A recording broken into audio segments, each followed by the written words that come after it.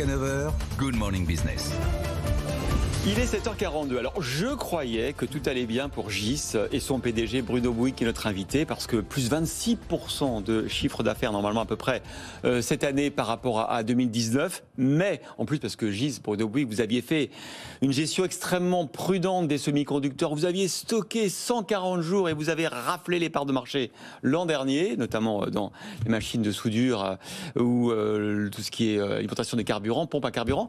Sauf que là, maintenant, les stocks commencent à s'amenuiser et vous nous disiez pendant la pub, c'est incroyable, les délais d'approvisionnement s'allongent. Ah oui, ça c'est véritablement la grande différence entre 2020 et 2021. En fait, on a eu une augmentation des prix très rapide sur la fin de 2020 et début de 2021. Et puis en parallèle, et on en parlait un peu moins à la télévision, c'est l'augmentation des délais d'approvisionnement. Mais de quel ordre par exemple aujourd'hui ? Écoutez, les délais de livraison de semi-conducteurs en Europe étaient de l'ordre de, on va dire, 8 à 10 semaines standard sur les 5 ou 6 dernières années. Et sur un an, ils ont glissé. Et chez nous, on est livré entre 46 et 47 semaines moyens. Un an. Avec des semi-conducteurs critiques qui nous sont livrés entre 70 voire 80 semaines et pour les plus critiques 130 semaines d'avance. 2 ans, c'est-à-dire que vous devez commencer maintenant à prévoir vos approvisionnements et vos commandes 1 an, 2 ans à l'avance. De toute façon, il n'y a plus de semi-conducteurs disponibles pour l'année prochaine et le début de 2023 et là on commence à négocier fin 2023, début 2024 avec nos fournisseurs. C'est une catastrophe, non ? Parce qu'il y a un grain de sable et tout est bloqué. En fait, qu'est-ce qui s'est passé ? On est passé du just-in-time à just-in-stock, en fait.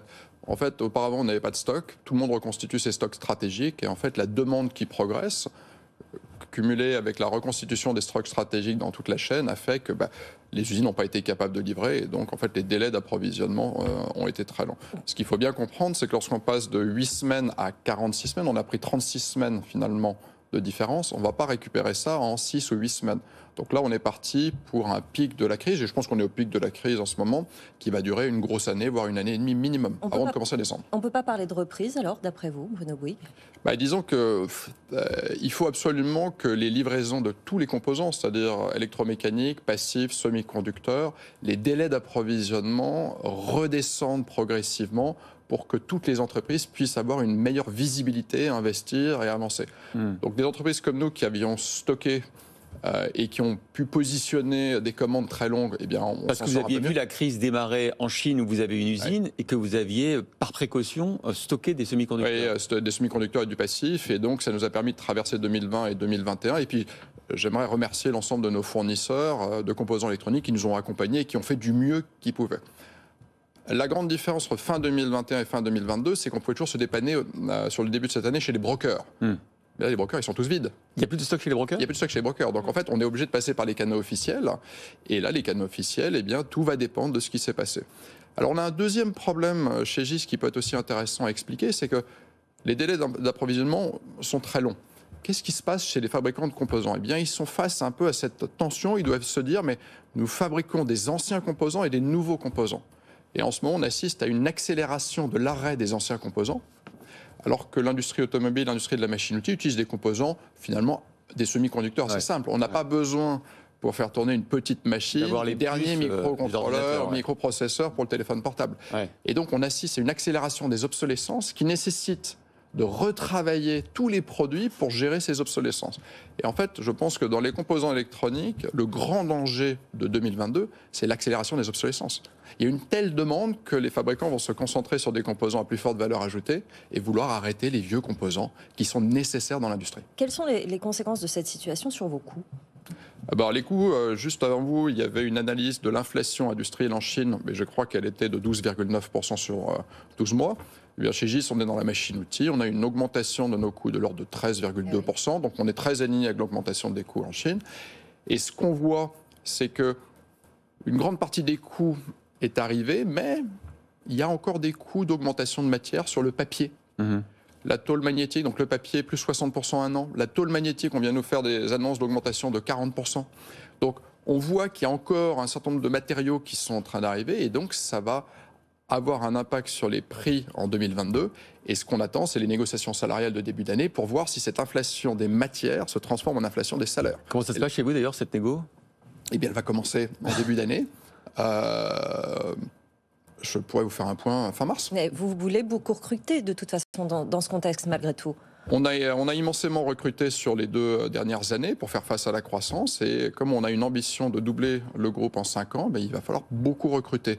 Donc pour recruter des talents, il n'y aura pas le choix. Il va falloir absolument tenir compte des demandes de nos collaborateurs. Ouais, vous avez vu, on a fait cette enquête aujourd'hui dans la matinale sur au-delà des salaires qui restent importants. 44% des cadres, par exemple, attendent une hausse de salaire significative en 2022.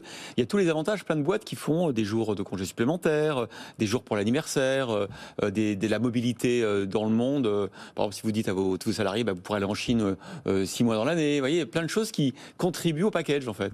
Ah oui, et puis indépendamment de toutes ces choses, je pense qu'il y a aussi du sens. On attire en fait beaucoup d'ingénieurs. On fabrique 2500 machines jour qui sont envoyées dans 132 pays. Ouais. Des machines qui deviennent de plus en plus intelligentes, de plus en plus connectées. On a gagné des projets, notamment chez Tesla, où là, par exemple, dans une machine un peu moderne, il y a plus de 2 millions de lignes de code.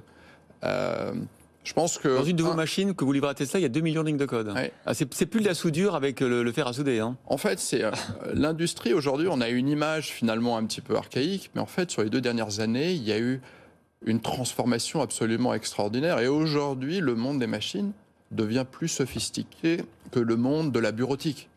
Et en fait, si on regarde un petit peu ce qui s'est passé sur les 10 dernières années, le monde de la bureautique, votre ordinateur, votre téléphone, votre télévision, c'est devenu des symboles de la modernité et de la technologie. Et donc, le monde industriel, qui était resté électromécanique, avait perdu ce leadership d'innovation. En fait, depuis 3 ans, le monde industriel reprend le leadership de l'innovation et les machines dépassent maintenant les téléphones portables. C'est incroyable. C'est ce qu'on appelle l'usine 4.0, dont vous êtes... C'est l'industrie 4.0 et GIS fait partie des champions français dans ce domaine. Exactement. C'est ça. Et donc, les machines de soudure, c'est quoi les autres étapes de développement pour vous GIS, on a 2 univers, donc les techniques d'assemblage au travers du soudage, et puis deuxièmement, tout ce qui tourne autour des chargeurs de batterie. Ouais. Et donc, on est d'un côté la robotisation et l'arrivée des mathématiques appliquées, la connectivité qui crée des enjeux de croissance incroyables, et puis de l'autre, le véhicule électrique et toute l'électromobilité qui forment une plateforme de croissance très forte. Donc en fait, je dis à tout le monde, rejoignez-vous, on a des perspectives de croissance immenses. Il faut juste qu'il n'y ait pas trop de grains de sable, comme c'est incroyable, ces délais entre 1 et 2 ans pour commander maintenant certains semi-conducteurs critiques. Ouais. Bon. Eh bien, merci infiniment, Bruno Bouygues, PDG de GIS, d'avoir été avec nous sur ce plateau.